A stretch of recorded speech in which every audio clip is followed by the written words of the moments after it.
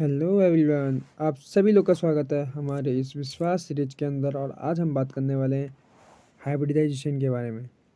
देखो आ जाओ स्क्रीन पर और हाइब्रिडाइजेशन को पढ़ते हैं। Hybridization in chemistry is defined as the concept of mixing two atomic orbitals to give rise to a new type of hybridized orbital. This intermixing usually results in the formation of hybrid orbital having entirely different energies, shapes, ECT. The atomic orbital of the same energy level mainly take part in hybridization. However, both fully filled and half filled orbital can also take part in this process provided they have equal energy. On the other hand, we can say that the concept of hybridization is an extension of the valence bond theory, and it helps us to understand the formation of bonds, energy, and bond lengths. ये समझते हैं कि हम क्या इसमें क्या बोलना चाह रहे हैं कि दो ऑर्बिटल ना, जब कोई भी दो एटॉमिक ऑर्बिटल जब एक दूसरे के साथ उनका क्या होता है, मिक्सिंग होता है, तो एक नया ऑर्बिटल का फॉर्मेशन होता है। उसे क्या बोलते हैं, हाइब्रिडाइजेशन कहते हैं। ठीक है, हाइब्रिडाइजेशन में क्या होता है, क्या जरूरी होता है उसमें, हाइब्रिडाइजेशन में चाहिए होता है हमारा orbital of equivalent energy, orbital of equal energy. अब वो बनेगा कैसे, वो किससे बनेगा, एस पी डी से बनेगा। किन किन से बनेगा, एस पी डी ऑर्बिटलों से बनेगा।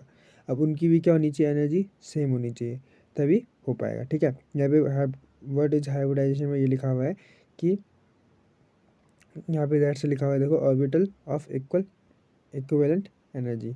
ठीक है, उसके बाद यहाँ पे किस किस से बनेगा, एस पी डी ऑर्बिटल की मिक्सिंग से बनेगा।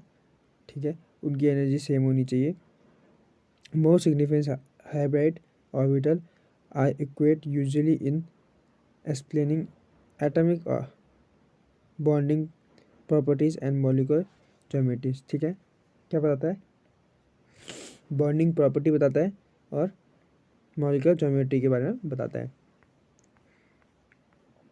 अब यहाँ पे आता है की फीचर, मतलब कि बहुत इंपॉर्टेंट फीचर क्या क्या है इसके, कि एटम, देखो, atomic orbital with equal energy undergo hybridization, मतलब कि इक्वल एनर्जी होती। ठीक है, the number of hybrid orbital formed is equal to the number of atomic orbital mixing.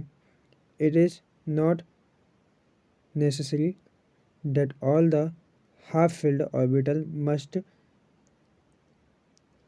participated in hybridization.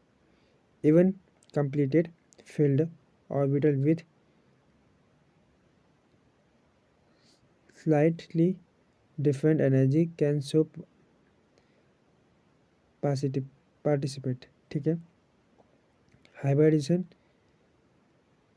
helps only during the bond formation and not is in an isolated gaseous atom। ठीक है, the shape of the molecules can be predicted if the hybridization of the molecules is known. The bigger lobes of the hybrid orbital always has a positive sign, and while the smaller lobe on the opposite side has is a negative sign. ठीक है, तो ये चीज़ को यहाँ पे इसका मतलब importance है कि किस तरीके का इंपॉर्टेंस है। अब हाइब्रिडाइजेशन में टाइप क्या होता है ना, टाइप किस तरीके के कौन कौन से टाइप बनते हैं ना, यहाँ पे बनता है sp3 sp2 sp3 sp3d sp3d2 sp2d3 sp3d3 ये चीज़ बनती है। ठीक है, अब sp2 में आ जाता है, तो sp2 में क्या है कि ये s और p ऑर्बिटल के ओवरलैपिंग से बनता है। किससे बनता है? ऑर्बिटल के मिक्सिंग से बनता है। क्या है? ऑर्बिटल के मिक्सिंग से बनता है। तो मिक्सिंग से बनता है, तो इसमें इसे क्या बोलते हैं? sp ऑर्बिटल कहते हैं। और इनके बीच में जो इसको जो एंगल बनता है वो बनता है 180 का, और इसे क्या बोलते हैं? लीनियर मॉलिक्यूल बोलते हैं। क्या बोलते हैं? लीनियर मॉलिक्यूल बोलते हैं। ठीक। जो sp हाइब्रिडाइजेशन है ना, sp हाइब्रिडाइजेशन में, तो s s s sp hybridization में s करेक्टर और p करेक्टर दोनों कितने परसेंटेज होते हैं? 50-50% होते हैं। ठीक है। इसे एग्जांपल के लिए क्या दे रखा है हमारा? BeF2, BeS2 और BeCl2। ठीक है। अब यहाँ पे आता है sp2। sp2 हाइब्रिडाइजेशन क्या होता है?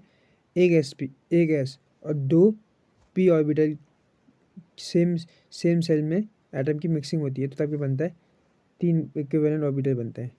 तीन इक्विवेलेंट ऑर्बिटल बनते हैं, जिसे हम क्या बोलते हैं? sp3 sp2 हाइब्रिडाइजेशन कहते हैं। ठीक। अब इसमें परसेंटेज कैरेक्टर निकाल देंगे।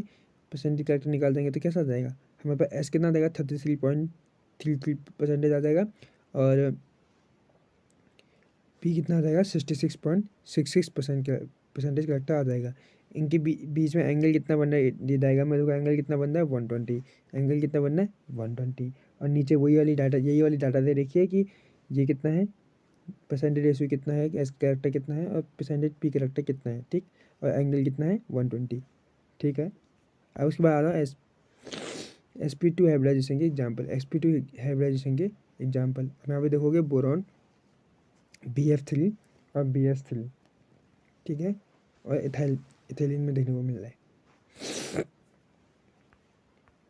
अब यहाँ पे आते हैं sp3 हाइब्रिडाइजेशन। sp3 हाइब्रिडाइजेशन क्या करेगा? देखो साफ सी बात है, एक s होगा और तीन p ऑर्बिटल आपस में सेम सेल के होंगे, और इनको मिक्स करने के बाद कितने सेल का बनेगा? फोर सेल बनेंगे। टेट्राहेड्रल बनेंगे। टेट्राहेड्रल हाइब्रिडाइजेशन होगा, जिसे हम sp3 कहेंगे। और sp3 कहेंगे sp3 हाइब्रिड ऑर्बिटल कहेंगे। ठीक है। इनके बीच में एंगल कितना बनेगा? 109.5 बनेगा। ठीक है। 109.5 डिग्री का एंगल बनेगा। और इसमें भी परसेंटेज रेशियो निकाल, इसी प्रकार परसेंटेज रेशियो निकाल लेंगे। ठीक है। कितना हो जाएगा हमारा? अगर P है, sp3 है, तो P कितना है हमारा? 3 है। तो यहाँ पे हमारे पास कितना हो जाएगा? 75। P करेक्टर कितना हो जाएगा? 75%। और हमारा S करेक्टर कितना हो जाएगा? 25% हो जाएगा। ठीक है। एक एग्जाम्पल के लिए क्या दे रखा है हमारा? मिथेन दे रखा है। क्या दे रखा है? मिथेन। ठीक है। sp3d हाइब्रिडेशन सिंपल होगी। इस हाइब्रिडेशन में भी वही होगा कि हमारा 1 है। 1 क्या कहते हैं? s ऑर्बिटल होगा, और तीन p ऑर्बिटल होगा, और एक d ऑर्बिटल होगा। ठीक है। उनके साथ क्या होगा? मिक्सिंग होगा, और 5 का वो क्या बनेगा? ऑर्बिटल बनेगा, और उसमें क्या होगा? हमारा sp3d बनेगा। ठीक है। इसे इसे क्या बोलेंगे? बाईपिरामिड सिमेट्री, टेट्रागोनल बाईपिरामिड बोलेंगे। बाईपिरामिड होता है ये। ठीक। इनके बीच में डिग्री कितना बनती है? 120 डिग्री का एंगल बनता है। इसका एग्जाम्पल हमारे पास क्या होता है? हमारे पास PCl5 होता है। क्या होता है? PCl5। उसके बाद यहाँ पे आता हूँ नेक्स्ट में sp3d2 हाइब्रिडाइजेशन। sp3d2 हाइब्रिडाइजेशन में क्या होता है? sp3d2 हाइब्रिडाइजेशन में क्या होता है कि एक s, तीन p और दो d इंटरमिक्सिंग करके क्या बनाती है? 6 आइडेंटिकल sp3d2 हाइब्रिड ऑर्बिटल बनाती है। ठीक है। उसमें इनके बीच में जो एंगल होता है वो कितना होता है हमारा? 90 डिग्री का एंगल होता है। तो आशा करता हूँ आप सभी लोग को अच्छा लगा हो। और हाइब्रिडाइजेशन बहुत इंपॉर्टेंट टॉपिक में भी आता है, तो इसको अच्छे से प्रिपेयर कर लेना। और अगर नहीं हो भी पा रहा है तो एक बार राइटिंग कर लेना, जिससे कि आप लोग को अच्छे से समझ में आ जाए। तो थैंक यू फॉर वॉचिंग।